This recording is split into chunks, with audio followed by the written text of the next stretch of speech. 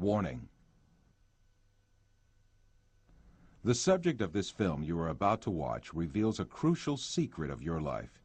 You should watch it very attentively, for it concerns a subject that is liable to make fundamental changes in your outlook on the material world. The content of this film is not just a different approach or a philosophical thought. It is a fact, which is also proven by science today.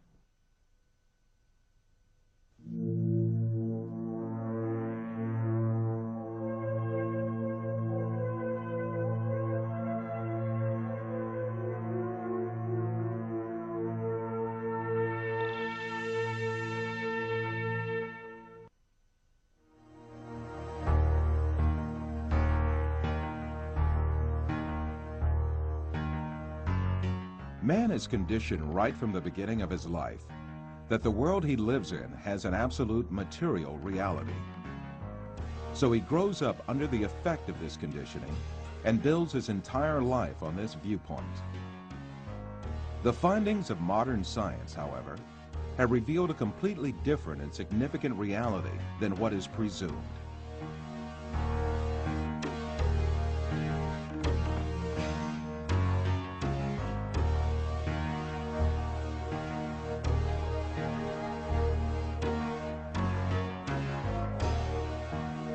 All the information that we have about the external world is conveyed to us by our five senses.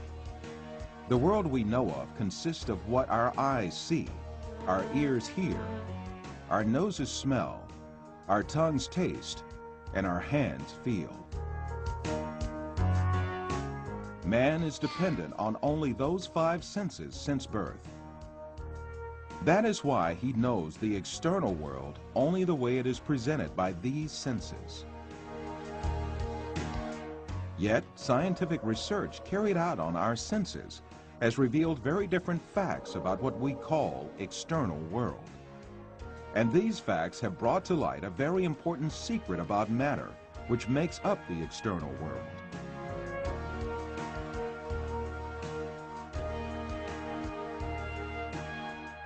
Contemporary thinker Frederick Vester explains the point that science has reached on this subject.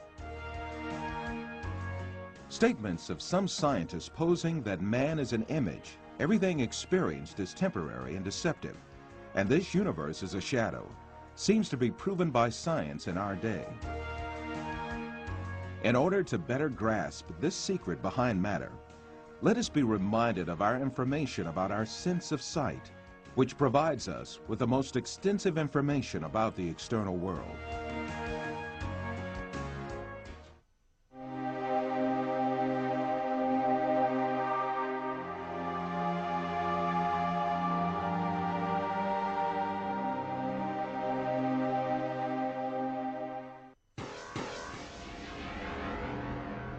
The act of seeing is realized progressively.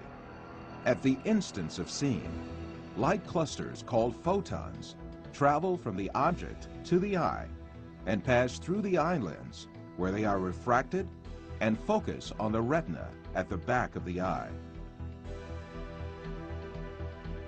Here, rays are turned into electrical signals and then transmitted by neurons to the center of vision at the back of the brain.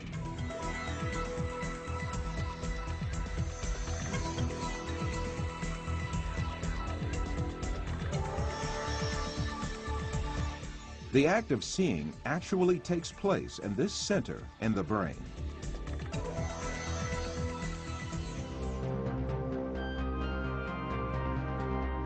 All the images we view in our lives and all the events we experience are actually experienced in this tiny and dark place.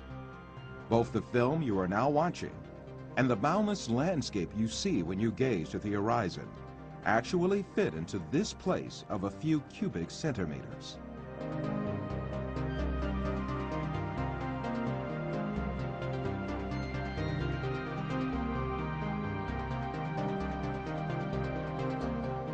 Now, let us reconsider this information more carefully. When we say we see, we actually see the effect the rays reaching our eyes form in our brain by being converted into electric signals. When we say we see, we actually observe the electrical signals in our brain. By the way, there is another point that has to be kept in mind. The brain is sealed to light, and its interior is absolutely dark.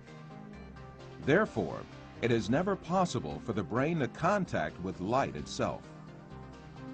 We can explain this interesting situation with an example. Let us suppose that in front of us there is a burning candle, and we view its light. During this period, when we view the candle's light, the inside of our skull and our brain are in absolute darkness. The light of the candle never illuminates our brain and our center of vision. However, we watch a colorful and bright world inside our dark brain.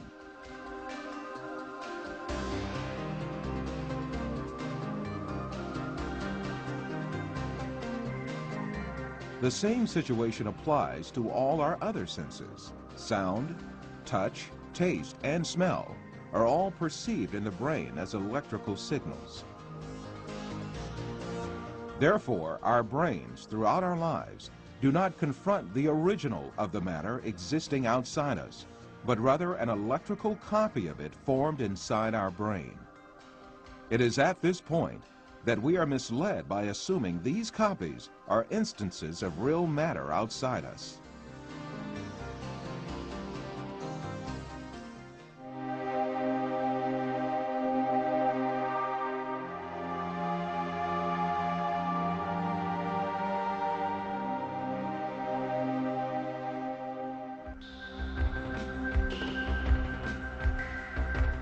These physical facts make us come to an indisputable conclusion.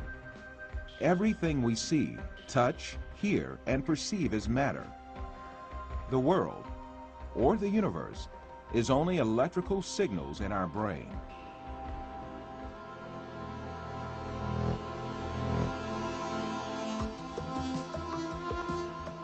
For instance, we see a bird in the external world. In reality, this bird is not in the external world, but in our brain. The light particles reflecting from the bird reach our eye, and there they are converted into electrical signals. These signals are transmitted by neurons to the center of vision in the brain. The bird we see is, in fact, the electric signals in our brain. If the sight nerves traveling to the brain were disconnected, the image of the bird would suddenly disappear. In the same manner, the bird sounds we hear are also in our brain. If the nerve traveling from the ear to the brain was disconnected, there would be no sound left.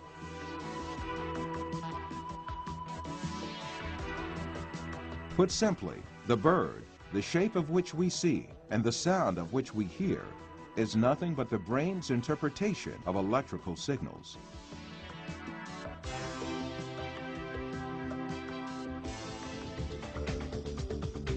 Another point to be considered here is the sense of distance. For example, the distance between you and this screen is nothing but a feeling of space formed in your brain. Also, objects that seem to be very distant in one person's view are actually images clustered at one spot in the brain.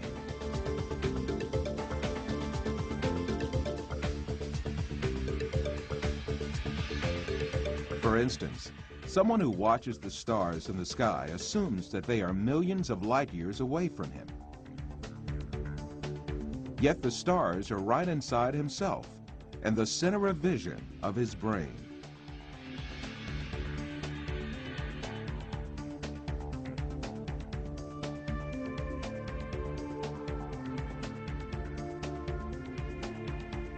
While you watch this film, you are in truth not inside the room you assume yourself to be in.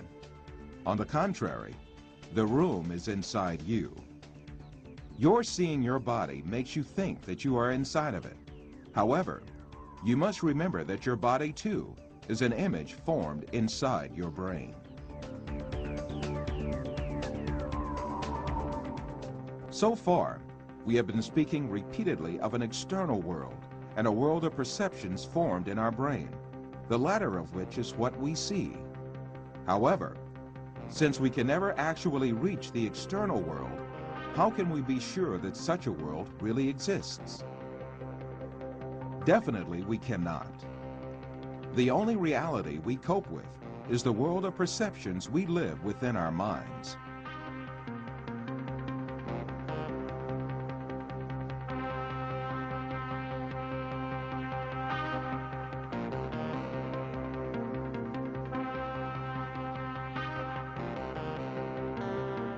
We believe in the existence of objects just because we see and touch them, and they are reflected to us by our perceptions. However, our perceptions are only ideas in our mind. Thus, objects we captivate by perceptions are nothing but ideas, and these ideas are essentially in nowhere but our mind. Since all these exist only in the mind, then it means that we are beguiled by deceptions when we imagine the universe and things to have an existence outside the mind. To imagine matter to have an existence outside the mind is indeed a deception.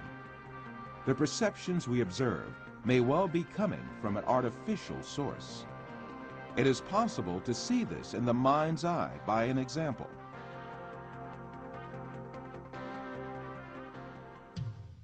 First, let us suppose that we could take our brain out of our body and keep it alive in a glass jar. Let us put a computer in which all kinds of information can be recorded. Finally, let us transmit the electrical signals of all the data related to a setting, such as image, sound, and smell, to this computer.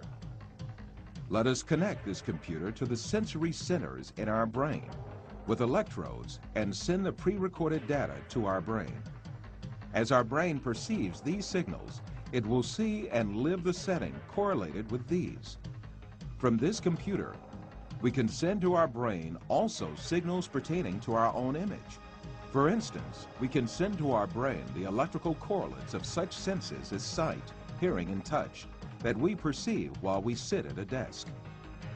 In that state, our brain would think itself as a businessman sitting in his office. This imaginary world would continue as long as the stimulations keep coming from the computer. We would never realize that we only consist of a brain. It is indeed very easy for us to be deceived into believing perceptions without any material correlates to be real. This is just what happens in our dreams.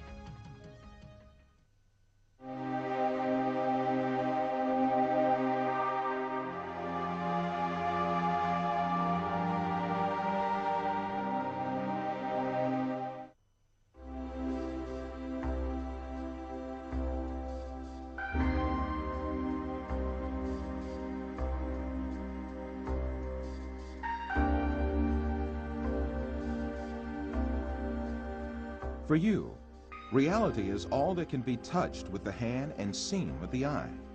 In your dreams, you can also touch with your hand and see with your eye. But in reality, you have neither hand nor eye, nor is there anything that can be touched or seen. Taking what you perceive in your dream to be material realities, you are simply deceived.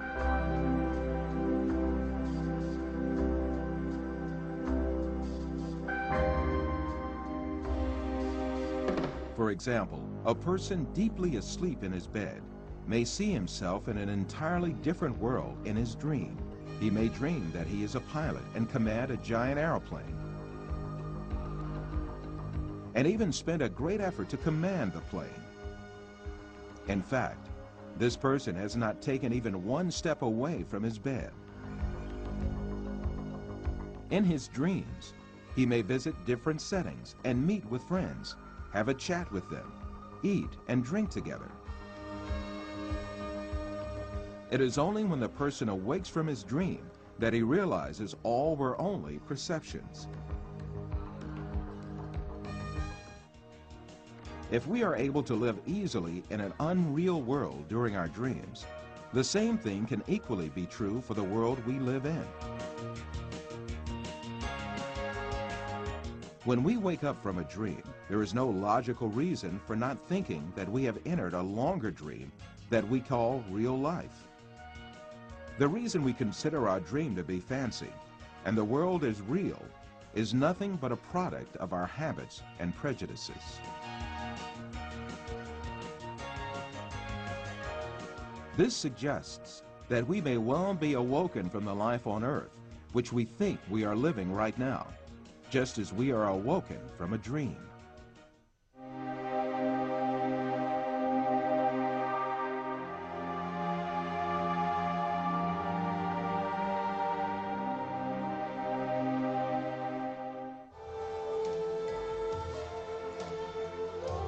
After all these physical facts arises the question of primary importance. If all physical events that we know are intrinsically perceptions, what about our brain? Since our brain is a matter just like our arms, legs, or any other object, it also must be a perception just like all other objects. An example will illuminate the subject further. Let us think that we extend the nerves reaching our brain and put it outside our head, where we can see it with our eyes. In this case, we would be able to see also our brain and touch it with our fingers. This way, we can understand that our brain is also nothing but a perception formed by the senses of vision and touch.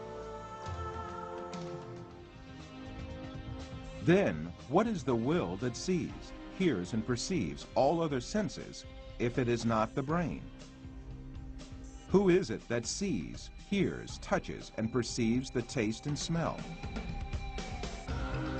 Who is this being that thinks, reasons, has feelings, and moreover that says, I am me?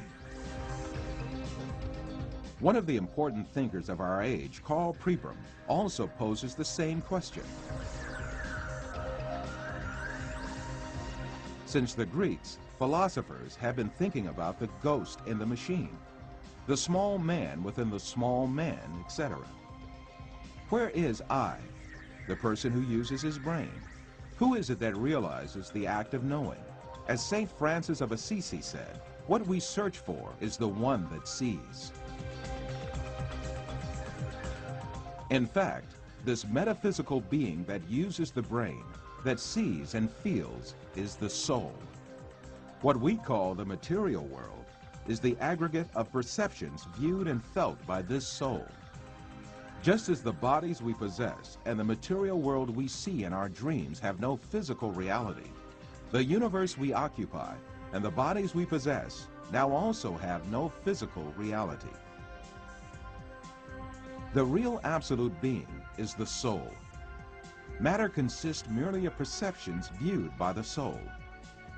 Yes, even if we start with the presupposition that matter is real, the laws of physics, chemistry, and biology all lead us to the fact that matter consists of an illusion and to the inevitable actuality of a metaphysical matter. This is the secret beyond matter. This fact is so definite that it alarms some materialist scientists who think matter to be the absolute being. Science writer Lincoln Barnett says in his book, The Universe and Einstein, along with philosophers' reduction of all objective reality to a shadow world of perceptions, scientists have become aware of the alarming limitations of man's senses.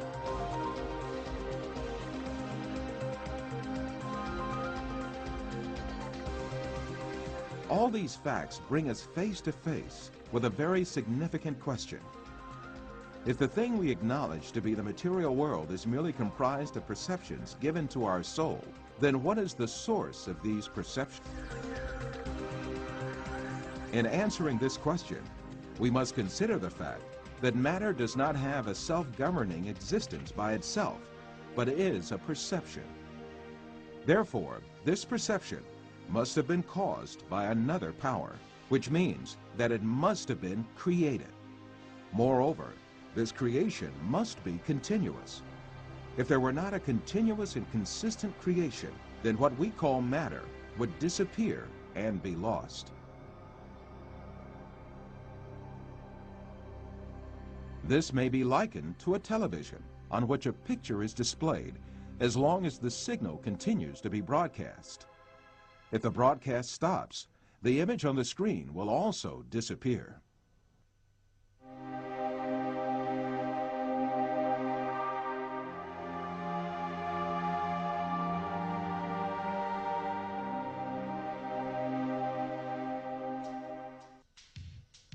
So, who makes our soul see the earth, people, plants, our bodies, and all else that we see? It is very evident that there is a superior creator who has created the entire material universe. That is, the sum of all perceptions, and continues his creation ceaselessly. Since this creator displays such a magnificent creation, he surely has eternal power and might. All the perceptions he creates are dependent on his will, and he dominates everything he has created at any moment. This creator is Allah, the Lord of the heavens and the earth. The only real absolute being is Allah. All things except him are shadow beings he created. This reality is explained by the great Islamic scholar, Imam Rabbani, as follows.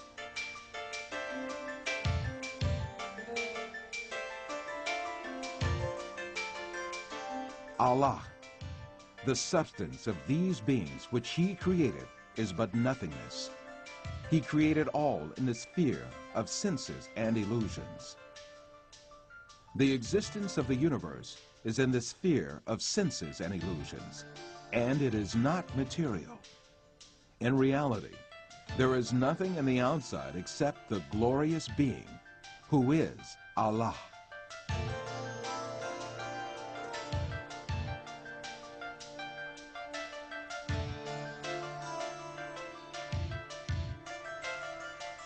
In all the four corners of this universe that is made up of perceptions is Allah's being as the only real being. Therefore, the closest being to man is Allah. This fact is explained in the Quran with the verse, "We created man, and we are nearer to him than his jugular vein."